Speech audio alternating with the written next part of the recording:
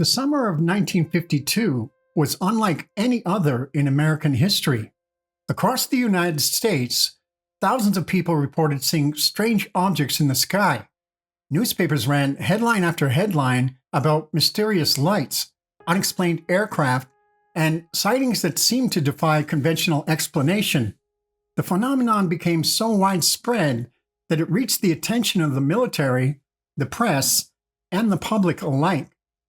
Near Washington, D.C., where some of the most famous sightings of that remarkable year would occur, one woman reported an encounter that has remained largely forgotten.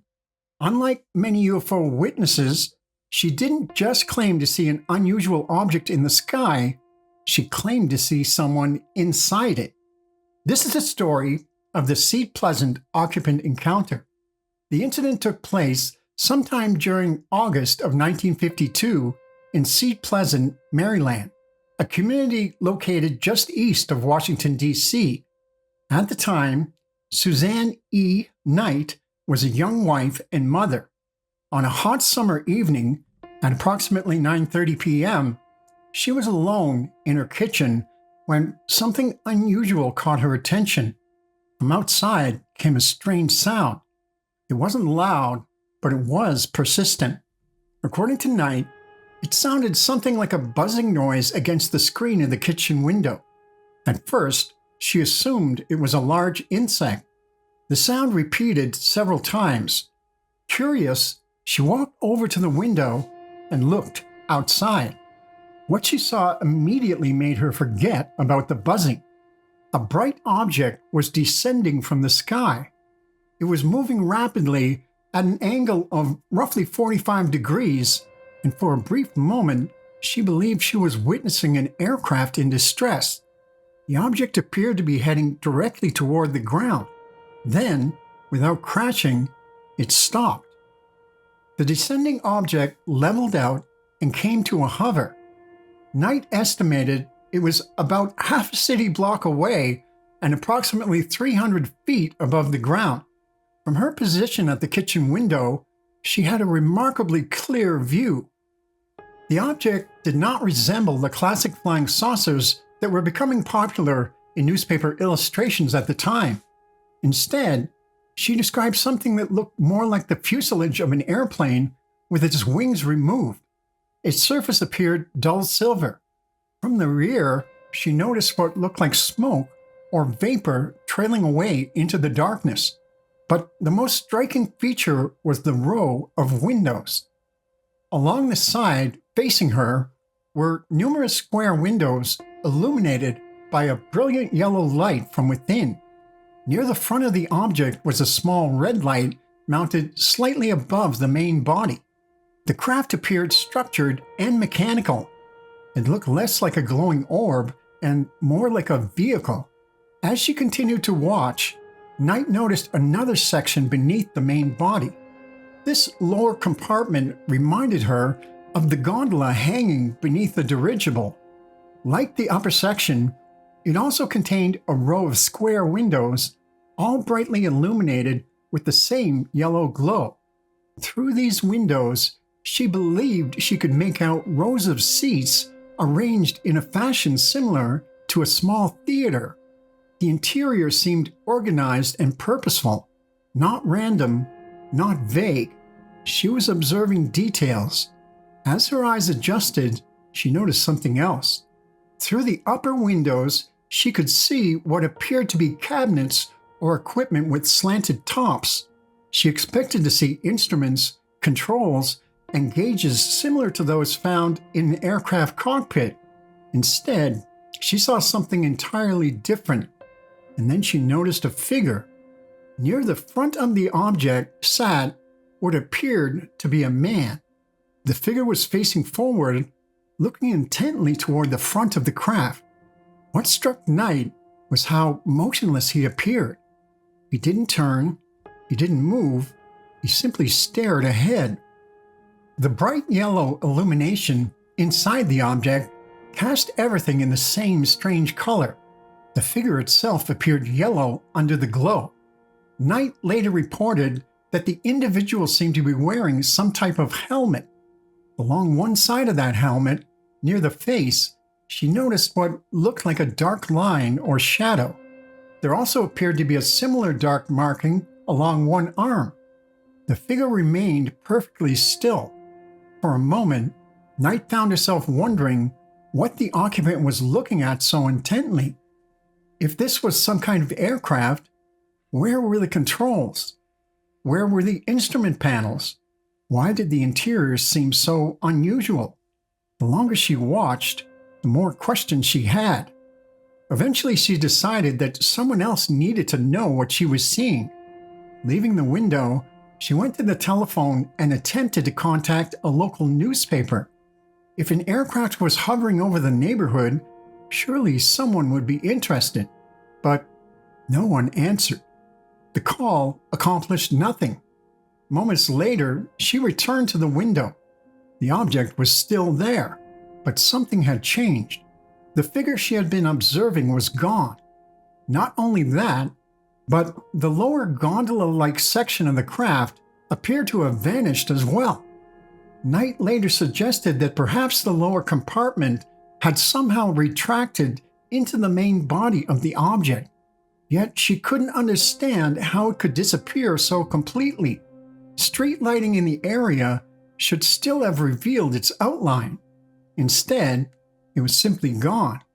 Then the entire appearance of the craft changed.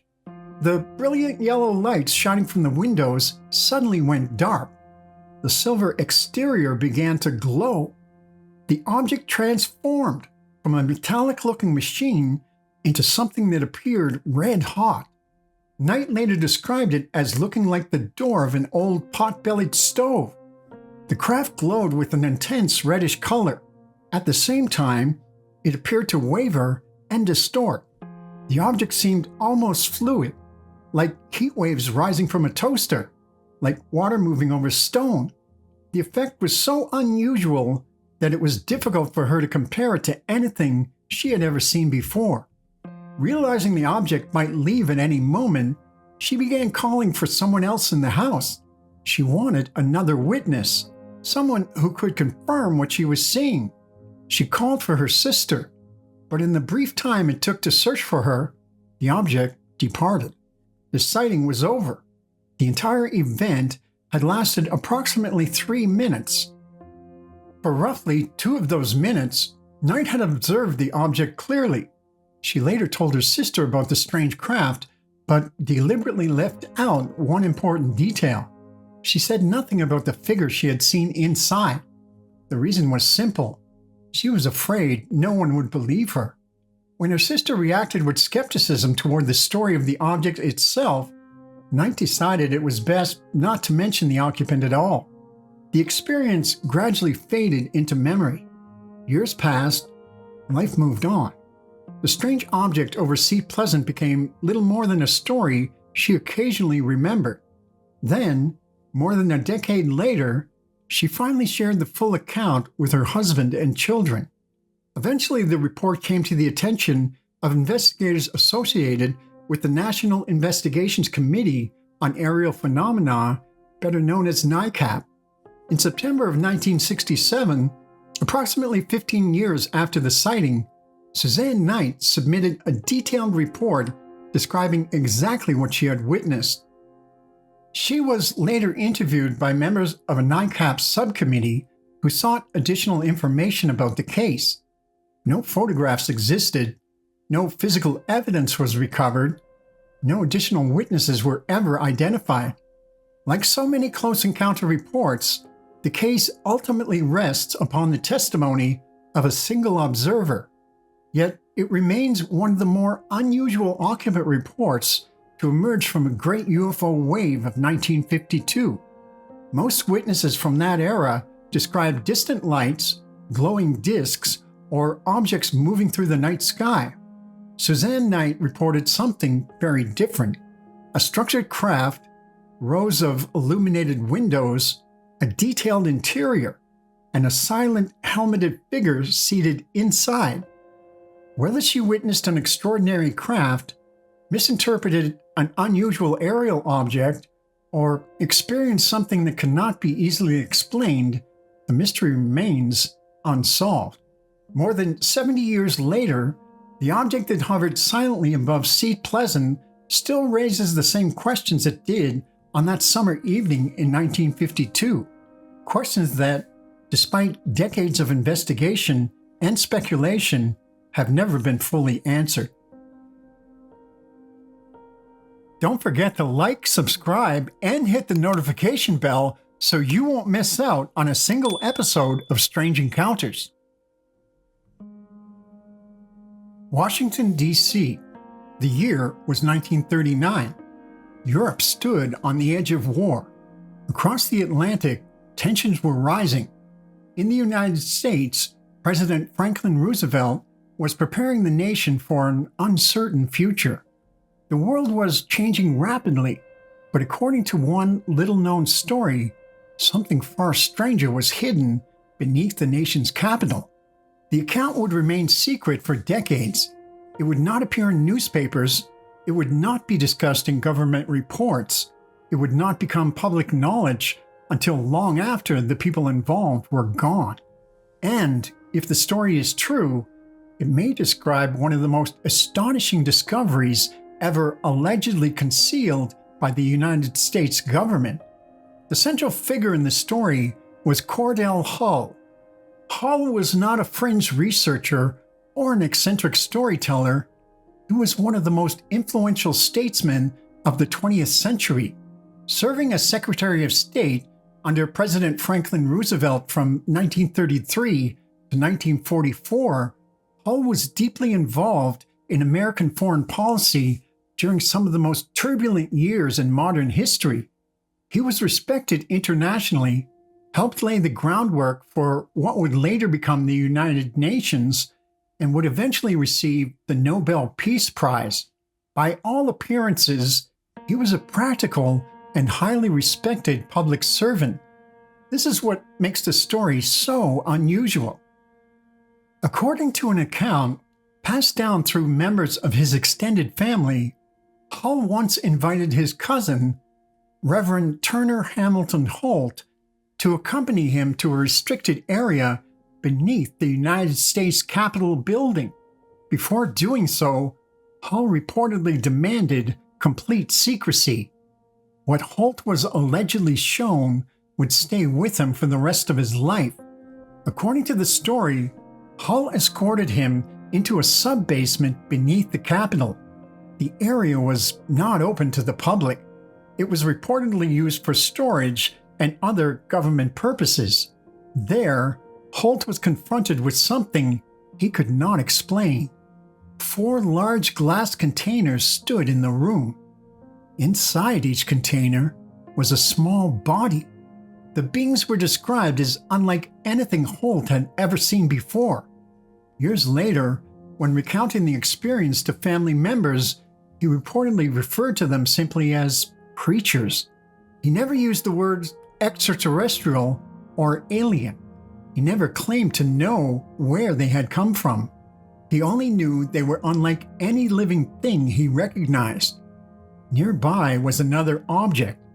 According to the account, pieces of a damaged circular craft were stored close to the containers. The material was said to have a metallic appearance, though Holt reportedly struggled to describe it accurately. The closest word he could find was silver. The wreckage appeared to have been dismantled and examined. It lay in sections rather than as a complete vehicle. No explanation was offered. No documents were shown. No photographs were taken. The story suggests that Hull believed the discovery was being kept secret because officials feared public panic if the information became known. For Holt, the experience was unforgettable, yet he apparently honored the promise of secrecy for decades. The story remained largely within the family. Years passed. The Second World War came and went. The atomic age arrived. Reports of flying saucers began appearing across America. Then came Roswell. The modern UFO era was born. Still, the story remained hidden. Only many years later did Holt share the account with his daughters. According to them, their father was not prone to inventing wild tales. He was a respected minister, a community leader, and a man whose character left a lasting impression on those who knew him. The daughters later stated that they believed he was telling the truth about what he had seen.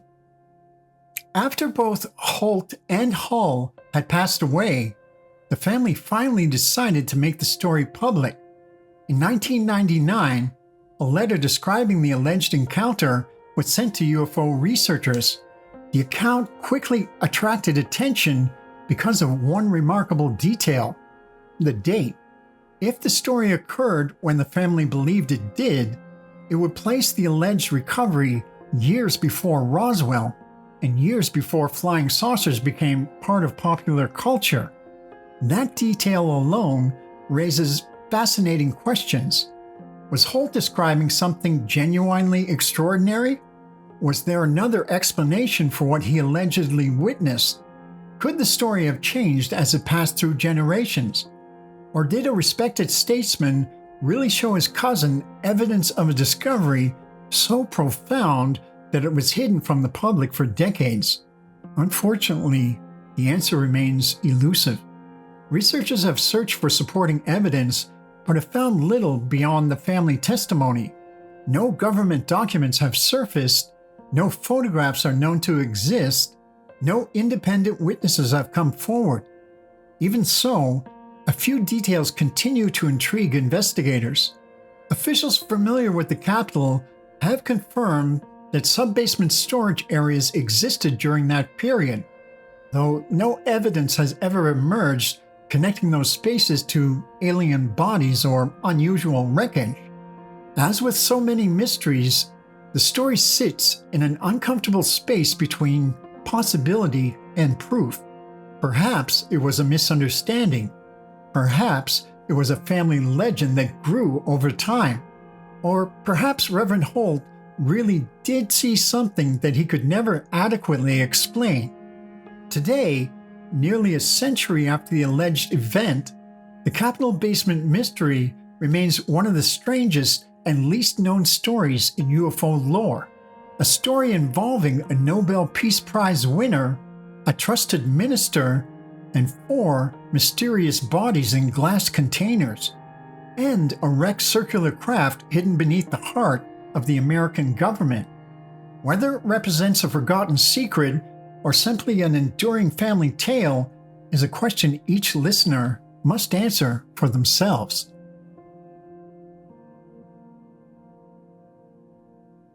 On the west side of Cleveland, Ohio, there's a massive Victorian mansion that has become one of America's most notorious haunted houses.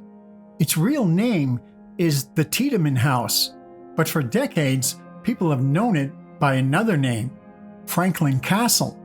The stories surrounding the building include ghosts, unexplained sounds, hidden rooms, secret tunnels, human bones, and even accusations of murder. But there's a problem. Some of the darkest stories about Franklin Castle don't appear to be true. And that raises an even more interesting question. If some of the legends were invented, where did the haunting begin?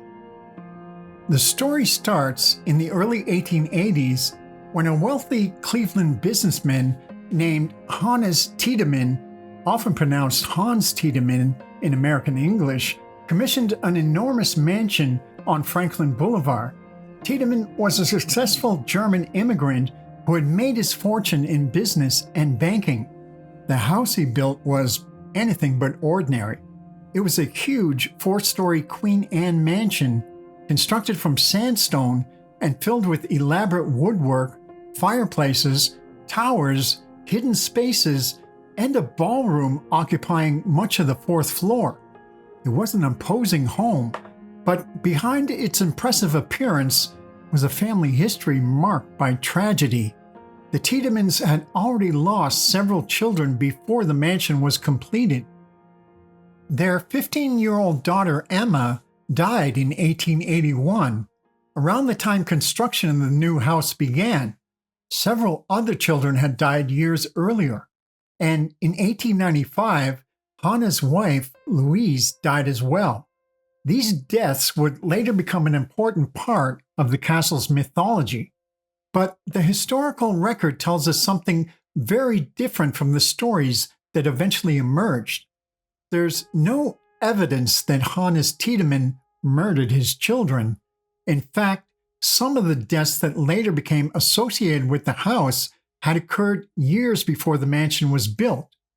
The remains of 3 of the Tiedemann children were eventually moved to the family's new cemetery plot, and over time, that history appears to have been distorted into stories claiming that children had died inside the castle. After the Tiedemanns were gone, the building passed through several different hands. For much of the 20th century, it wasn't a haunted attraction at all. It became a German cultural and social center, and during Prohibition, there were reportedly illegal liquor operations associated with the building. There were also unusual spaces within the house, including concealed areas around the ballroom and other architectural features that later gave rise to stories about secret rooms and underground tunnels. But the elaborate network of passages described in some versions of the legend doesn't appear to have existed. In other words, Franklin Castle had plenty of strange architecture without needing a secret murder tunnel beneath it. Then, in the late 1960s, the story began to change. A family named the Romanos moved into the house, and their children began reporting something strange. They said they had encountered a little girl inside the castle. There was no little girl living there, but according to the family's later accounts, the children treated her as though she were real. They reportedly asked for things for their mysterious friend and described seeing her inside the house. The family also began reporting other unusual experiences. There were footsteps when nobody appeared to be there. There were unexplained sounds. There were reports of voices and what seemed to be organ music coming from somewhere inside the building. And some members of the family described feeling as though another presence was in the house with them. Whether these experiences had a supernatural explanation is impossible to establish, but these weren't stories that appeared on the internet decades later.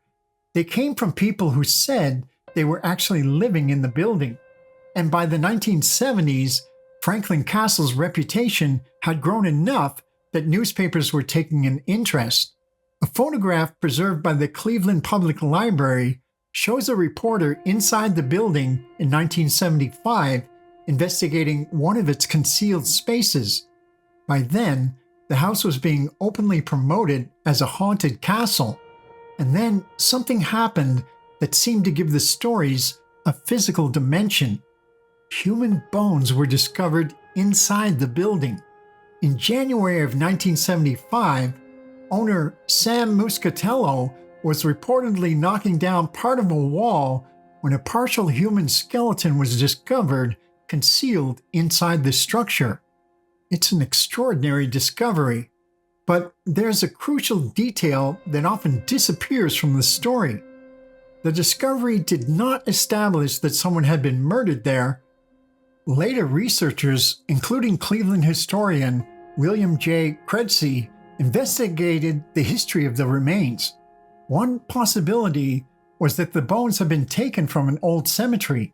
Another was that they were connected to an earlier medical use of the building. Their exact origin was never satisfactorily established, so the bones were real, but the murder story was not proven. And that distinction becomes increasingly important as we move into the 1980s. By then, a much darker version of Franklin Castle's history was beginning to emerge. Stories appeared claiming that Hannes Tiedemann had been a murderer. According to the legends, he had killed women and children and concealed their bodies inside the house. Some versions named supposed victims, including a niece named Karen and a servant named Rachel. There were stories of hidden rooms, secret passages, and terrible crimes committed behind the walls. But when researchers went looking for evidence, something remarkable happened. They couldn't find it. There was no convincing historical evidence that Karen or Rachel had even existed. And Cleveland researcher William G. Credcy traced the murder mythology to a very specific point in time, March 27, 1980. That was the date of a Cleveland Press article about a self-described medium named Eleonora Bernstein who had been staying at Franklin Castle. Bernstein reportedly claimed that she had communicated with the spirit of Hannes Tiedemann, and according to her account, Tiedemann's ghost had confessed to murder. This is where the story takes a strange turn. The most horrifying part of Franklin Castle's legend may not have come from the 19th century at all. It may have originated nearly a century later, with a medium claiming to have spoken to the dead. And that doesn't necessarily mean every strange experience at Franklin Castle was fabricated. It means something more subtle. The castle may have accumulated layers of stories over time. A wealthy family really did suffer terrible losses. People really did report unexplained experiences in the building. The house really did contain unusual spaces. Human remains really were discovered inside it.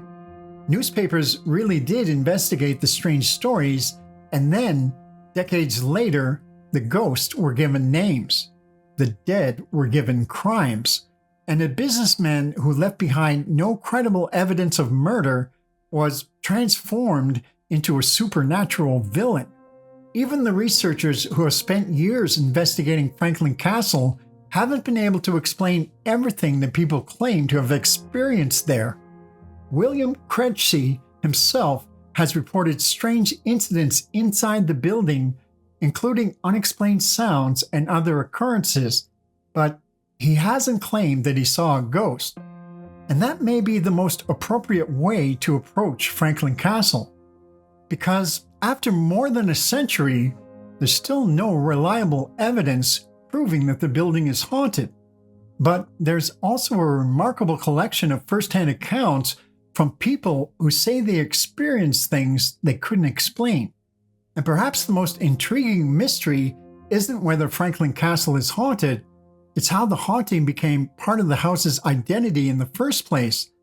Maybe the unexplained experiences were genuine, maybe some were misunderstandings, maybe some were deliberately exaggerated, and perhaps some of the stories were simply passed from one generation until the next, until nobody could remember where they began. Franklin Castle has spent more than a century collecting those stories, and today it's almost impossible to separate the building from the legends surrounding it. But behind the ghosts, the secret tunnels, and the stories of murder, there's something we know for certain. A real family lived there, they experienced real tragedies, and somewhere along the way, their history became something much darker. Perhaps that's what makes Franklin Castle so fascinating, because sometimes the most enduring mysteries aren't the ones where we don't know what happened. They're the ones where we know part of the story, but can no longer tell where the truth ends and the legend begins.